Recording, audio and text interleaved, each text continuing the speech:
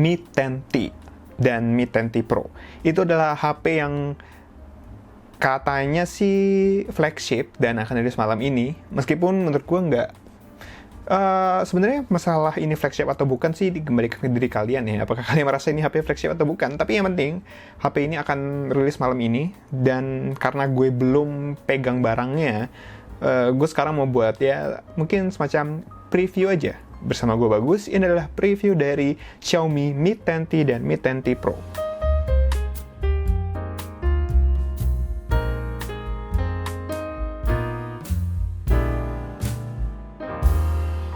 Sebelum kita mulai, jangan lupa untuk subscribe dan tekan tombol loncengnya juga ya, supaya nanti kita bisa kasih informasi yang lebih banyak buat kamu. Terima kasih atas dukungannya. Lanjut. Mi 10T dan Mi 10T Pro ini adalah HP, bisa dibilang ya sekarang ini kita asumsikan aja sebagai HP flagship ya, dari Xiaomi, yang sudah rilis sebenarnya di luar negeri, di Eropa apa di China ya, gue lupa. Kayak di Eropa deh. Itu udah rilis dan hari ini akan datang ke Indonesia. Dirilisnya masih nanti jam 7:30 malam dan ini gue buat sekitar jam 3. Ya, videonya ini gue buat jam 3 dan rilisnya nanti malam. Sehingga gue nggak tahu apa-apa soal HP ini yang masuk ke Indonesia, apakah spesifikasinya akan sama seperti yang sudah rilis di luar negeri atau enggak. Tapi yang pasti Mi 10T ini membawa spesifikasi yang cukup menarik. Pertama gue akan bacain dulu ya speknya ya, karena sebenarnya antara Mi 10T dan Mi 10T Pro ini spesifikasinya mirip-mirip, identik malah, tapi tetap aja ada perbedaannya. Kita mulai dari chipsetnya, itu Snapdragon 865, dua-duanya pakai Snapdragon 865 yang udah dipakai juga sama Mi 10 dan Poco F2 Pro.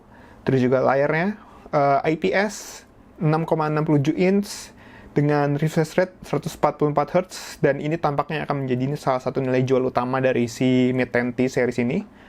Terus juga untuk RAM-nya, ini juga beda. Kalau yang Mi 10T biasa itu ada yang 8GB sama 6GB penyimpanannya, tapi cuma satu pilihannya, 128GB.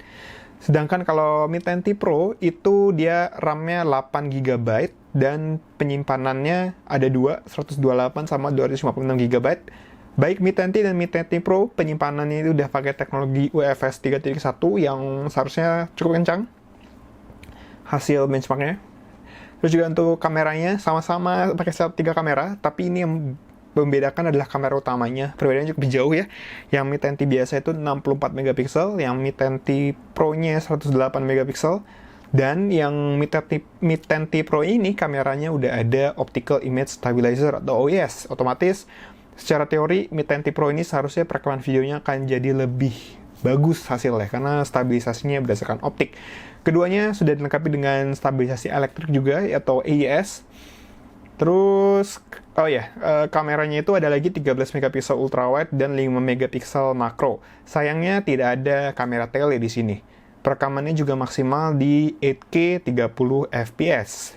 Sedangkan kamera depannya itu pakai sensor kamera 20 megapiksel dengan perekaman video maksimal di 1080p.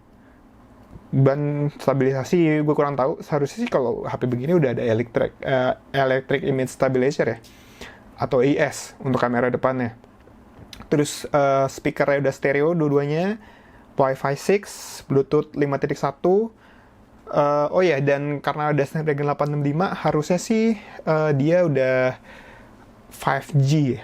Iya, seharusnya udah 5G, udah support 5G, tapi di Indonesia saat ini belum ada.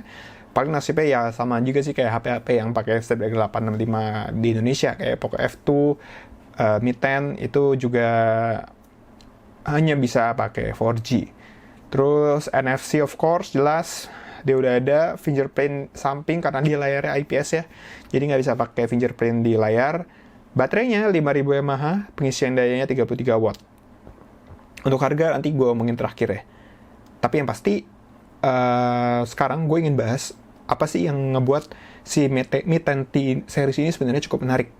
Yang pertama tentu saja adalah layarnya yang udah 144 Hz. Itu adalah refresh rate yang tinggi sekali saat ini di teknologi smartphone ya. Karena gue nggak banyak ya, kayaknya yang cuman 144 Hz itu Lenovo Legion Phone ya, ROG Phone 3 ya. Terus sama ada CTE, gue lupa CTE Nubia yang mana. Ya pasti itulah, nggak banyak kok HP yang udah 144 Hz. Kayaknya HP dengan layar 144 Hz itu baru kita akan banyak lihat nanti di 2021. Karena rumornya banyak banget sih HP-HP flagship yang menggunakan teknologi layar 144 Hz. Terus juga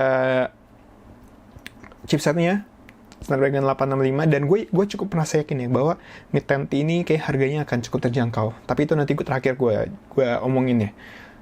Terus kameranya ya standar sih. Sayangnya dia nggak ada kamera tele ya. Seharusnya sih bisa murah ya kalau nggak ada kamera tele ya.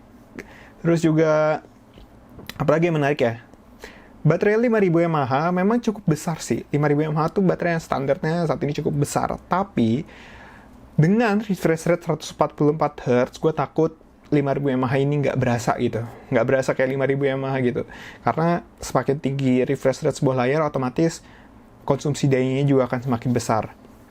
Yang gue khawatir nanti lu ketika beli HP ini, mungkin di settingannya akan lu diemin di 120 apa di 90 atau di 60 Hz. Tapi ya saat ini gue belum pegang barangnya, jadi gue nggak bisa ngetes seberapa besar sih konsumsi dayanya si Mi 10T atau Mi 10T Pro ini. Mungkin Xiaomi kalau mau minjemin boleh. Terus juga apa lagi ya, kayak udah sih. Pengisian daya 33 watt yang kayaknya sih gue nggak pernah ya 33 watt itu waktu itu 4000 mAh 33 watt pengisian daya sekitar 1 jam setengah, 1 jam 30 menit. Waktu itu gue pakai Mi Note 10 Pro yang 33 watt juga, baterai 5120-an mAh ya, itu kita 1 jam 30 menit. Maka Mi 10T ini gue pikir juga mungkin akan sekitar segitu juga, 1 jam 30 menit. Kayaknya udah sih, itu dong yang menurut gue menarik ya. Tapi sekali lagi, menurut gue yang harus jadi perhatian dari HP ini adalah soal konsumsi dayanya. 144 Hz itu memang enak sih, kencang gitu, mulus kalau kalian nge-scroll gitu ya. Kalau main game sih nggak banyak game yang mendukung refresh rating gitu saat ini. Kalaupun ada, pasti bukan game-game yang populer. Jadi apakah 144 Hz ini berguna apa enggak ya, berguna nanti kalau misalkan game-game yang kalian suka mainin udah mendukung refresh rate tinggi. Tapi menurut gue kayaknya 144 Hz ini saat ini hanya kepake di scrolling menu aja. Mulus sih, enak banget. Layar dengan refresh rate tinggi itu kalian harus coba paling nggak sekali seumur hidup lah. Tapi risikonya adalah baterainya yang gue khawatir itu akan cepat habis. Tapi seberapa cepat ya nggak tahu. Semoga aja nanti gue dapet pinjaman jadi gue bisa ngetes. Kayaknya itu aja sih hal-hal yang harus diperhatikan dari si Mi 10T dan Mi 10T Pro ini. Oh iya, soal harga. Karena dia, kalau menurut gue ini posisinya tuh mirip-mirip ya sama Poco F2 Pro ya. Malah ini bisa saling makan nih antara Mi 10T Pro ya. Mi 10T Pro sama Poco F2 Pro. Ini akan saling makan nih. Jadi mungkin harganya ya mirip-mirip lah. Kalau misalkan dia kasih harga 8 jutaan gitu, menurut gue sih masuk akal. Tapi ya namanya Xiaomi bisa lebih murah lah. Untuk Mi 10T-nya ya gue kurang tahu harganya. Cuman nih kalau yang versi Eropa ya, harga Mi 10T Pro itu di Eropa 533 euro.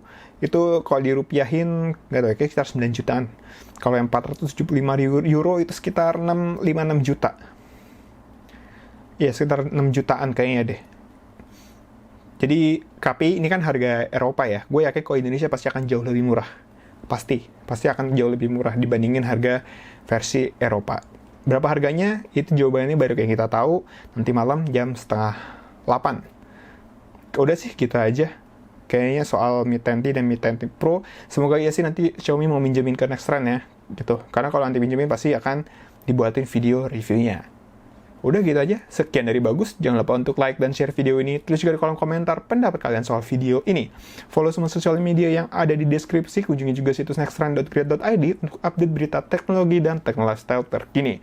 Jangan lupa subscribe dan tekan tombol loncengnya juga buat yang belum. Terima kasih sudah menonton. Sampai jumpa di video-video Nextrend berikutnya.